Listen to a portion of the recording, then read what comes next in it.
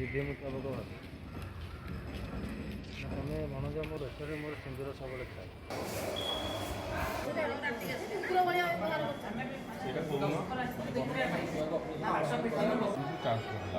ରାତି 10টাରେ ବି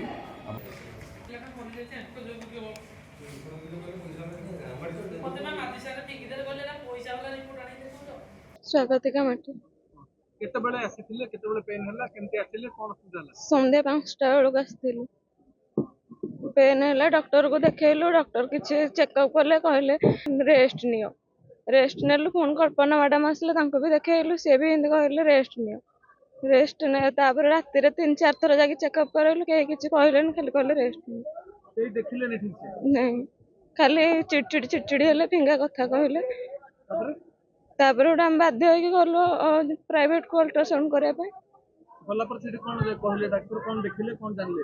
ହାର୍ଟ ଛୁଆର ନାହିଁ। ଆଉ ଡକ୍ଟର ମାନଙ୍କର ଅବହେଳା ରହିଲା, ଠିକରେ ଚେକଅପ୍ କଲେନି, କିଛି ନାହିଁ। ମାନଙ୍କୁ ଦଣ୍ଡ ଦିଆଯିବ।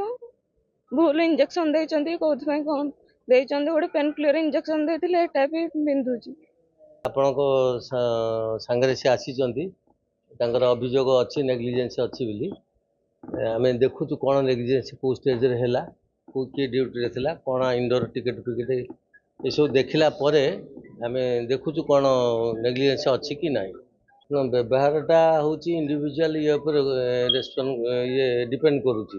ଆମେ ଦେଖୁଛୁ କେତେ କ'ଣ ଇମ୍ପ୍ରୁଭ୍ କରିହେବ, କିଛି ପରିବର୍ତ୍ତନ ଆଣିବାକୁ ଆମେ ଚେଷ୍ଟା କରୁଛୁ।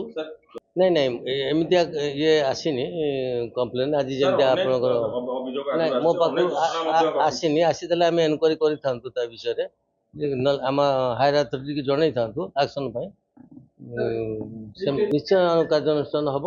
କାର୍ଯ୍ୟାନୁଷ୍ଠାନ ପାଇଁ ଆମେ ଉପର ଅଥରିଟିକି ଲେଖିବୁ ଯେ ତାର ନେଗ୍ଲିଜେନ୍ସ ଅଛି କି ନାହିଁ, ତାପରେ ହାୟର ଅଥରିଟି ଯାହା ଆକ୍ସନ୍ ନେବେ।